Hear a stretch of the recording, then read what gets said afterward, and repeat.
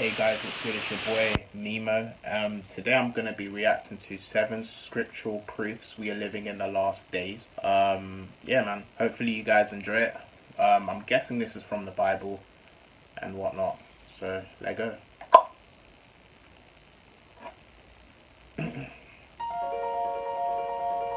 There are many scriptural proofs that showcase the fact that today we are living in what the Bible calls the last days. But in this video, we will count down the top 7 most undeniable scriptural proofs that the time of tribulation, the time of Jacob's trouble, is about to begin. Some of these scriptural proofs you may have...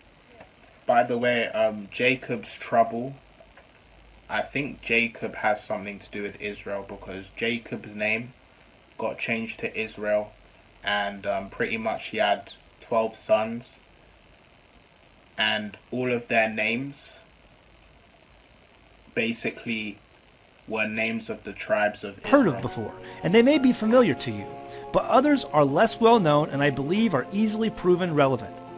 So the top 7 scriptural proofs that we are living in the end times. Number 7, the age of scoffers. 2 Peter 3 verse 3. Knowing this first, that there shall come in the last days scoffers walking after their own lust. Today, it's increasingly unpopular to uphold the Bible as truth, even in many So the age of scoffers, so people who kind of like look down on the Bible, people who I guess don't believe in the gospel, people who make fun of the gospel, and quite at this moment in time it's very unpopular to even uphold the Bible in this world.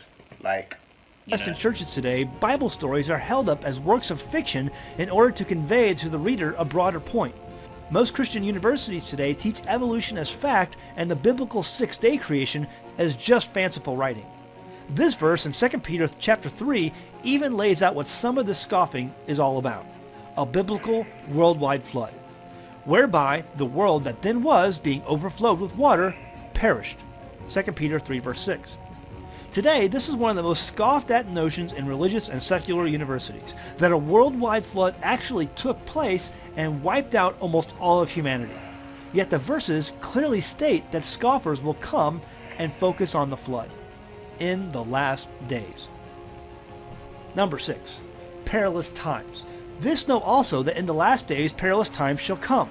For men shall be lovers of their own selves, covetous, boasters, proud, blasphemers, disobedient to parents, unthankful, unholy, and then in verse 4, traitors, heady, high-minded, lovers of pleasure more than lovers of God.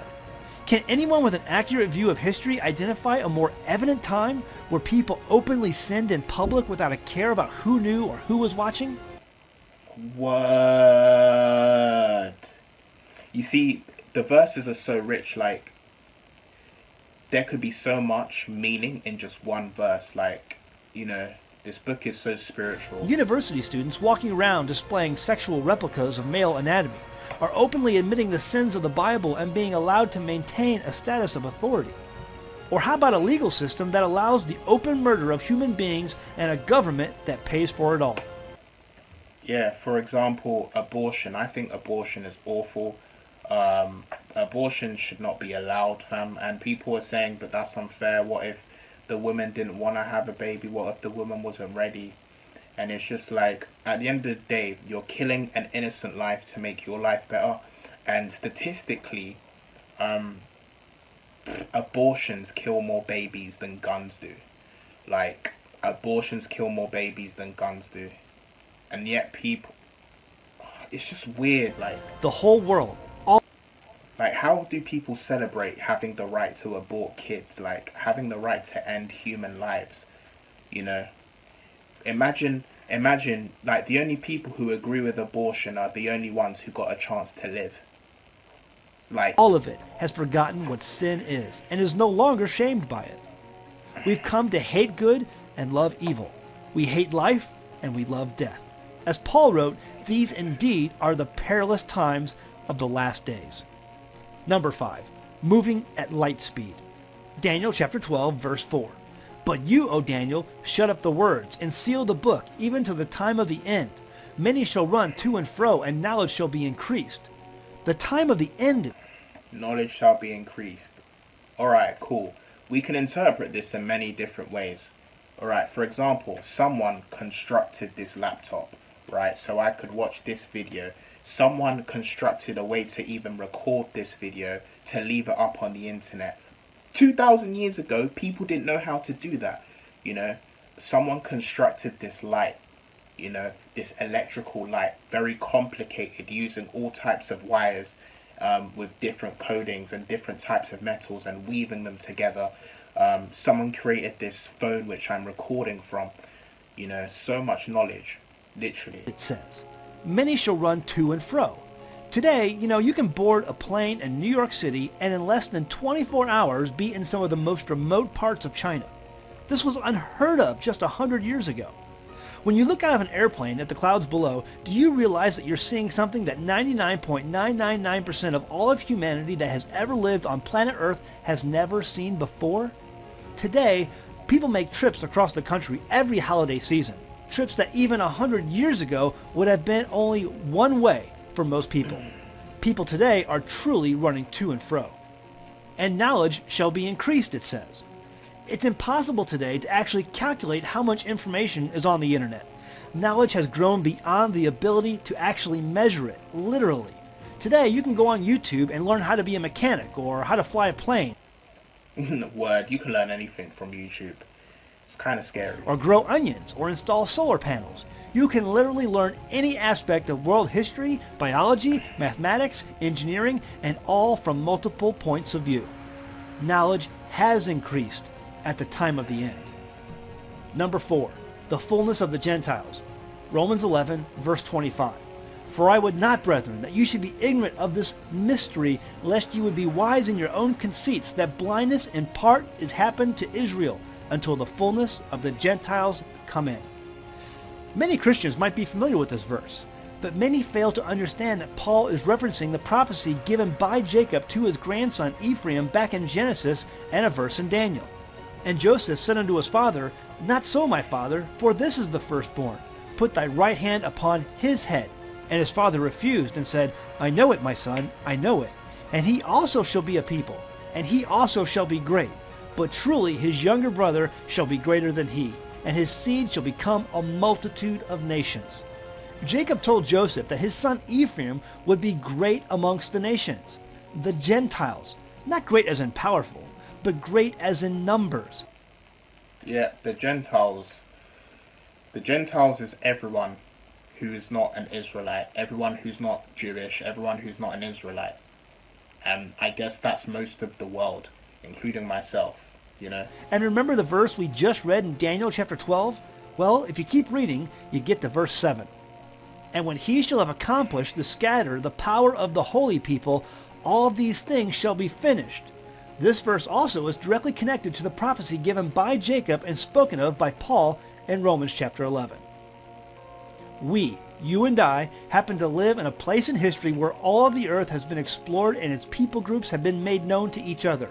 With the exception of a tribe or two of people located deep in the Amazon, all of humanity has been discovered and explored over the entire planet. What does this mean? It means that humanity has encompassed the earth as a whole. We're everywhere. The seed of Jacob has become a multitude of nations, and the fullness of the Gentiles is ready to come in. Number 3, the enviropig and chimeras. Isaiah 66, verse 17. For by fire and by his sword will the Lord plead with all flesh, and the slain of the Lord shall be many.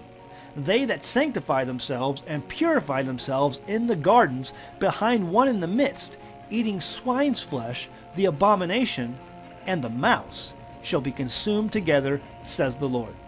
Now, most Bible scholars will agree that this last chapter of Isaiah is about the final judgment of God and the millennial 1,000-year reign of the coming Messiah. And that when he comes, people will be eating swine's flesh, the abomination, and the mouse together. Just a few years ago, a university in Canada successfully created what they called the enviropig, a pig that grew faster and produced less methane gas, making it cleaner for the environment.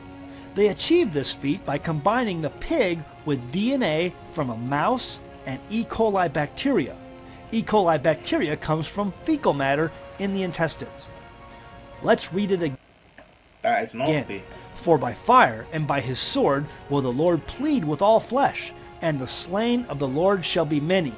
They, eating swine's flesh, the abomination, the mouse, shall be consumed together. Because of a public outcry on the project, both the FDA and Health Canada shelved the requested approval, and the Canadian university stored the genetic DNA of the project until a later date. But universities and other agencies have since taken the data from the project and used it to further develop and alter pig DNA with mice DNA along with the DNA of E. coli bacteria. The technological marvel of mixing pig with mice DNA and the DNA of E. coli bacteria is something you could only see in these last days. Number 2. The Rosetta Stone Age. Who's Rosetta? Genesis 11, verse 6 through 7. And the Lord said, Behold, the people are one, and they have all one language, and this they begin to do, and now nothing will be restrained from them, which they have imagined to do. Go to, let us go down, and confound their language, that they may not understand one another's speech. Let's think about this.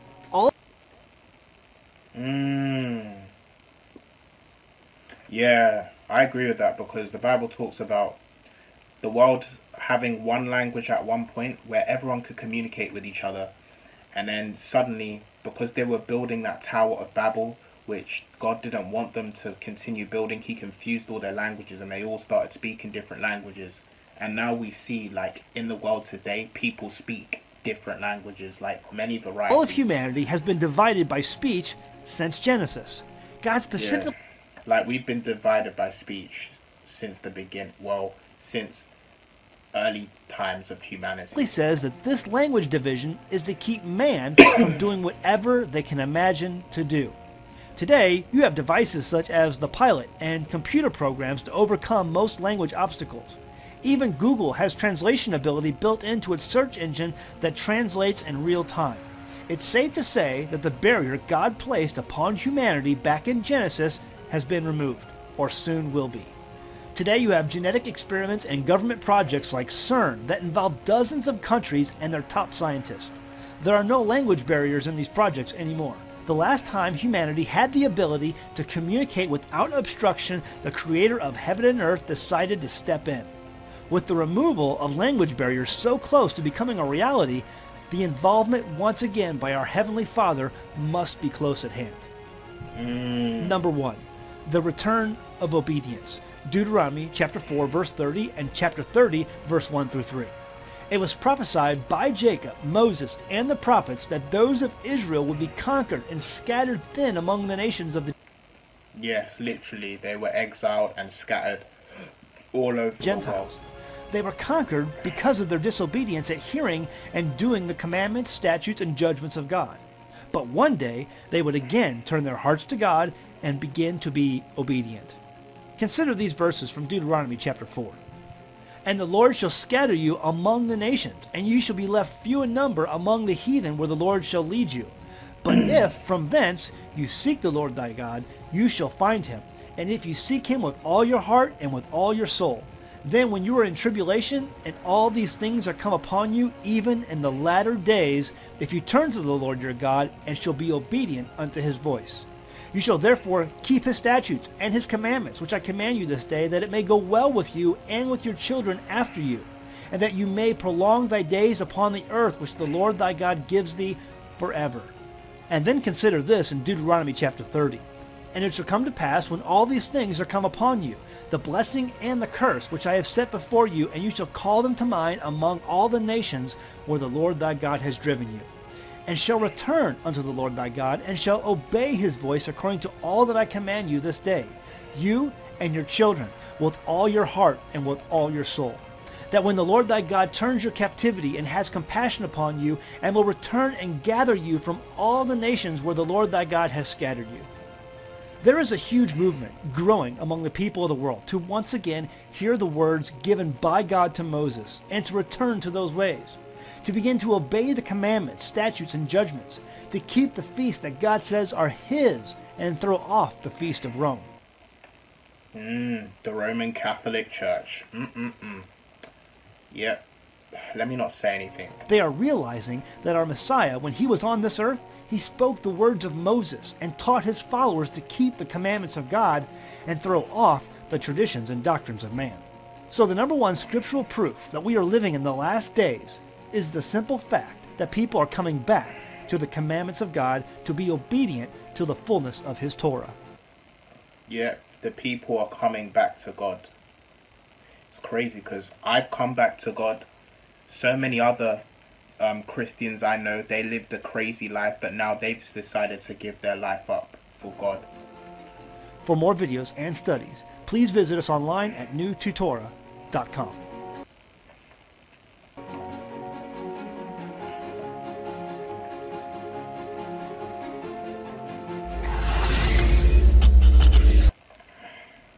But yeah, man, it's been great. It's been real. Certainly enjoyed this video. It was very insightful, and I learned quite a bit from it. Now I know the English in this translation of the Bible is not very easy to understand, so go back in the video and look up the verses in simpler translations so that you may understand them even better and interpret them better.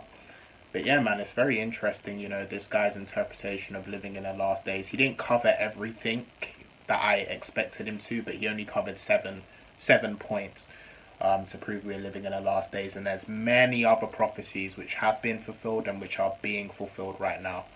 You know what I mean? But anyways, I thank God for just bringing me to this video, and I thank God for all you guys who watched this video. Yeah, I will be making more videos soon, so defo keep tuned. Yeah, man, these trees, God bless you and peace.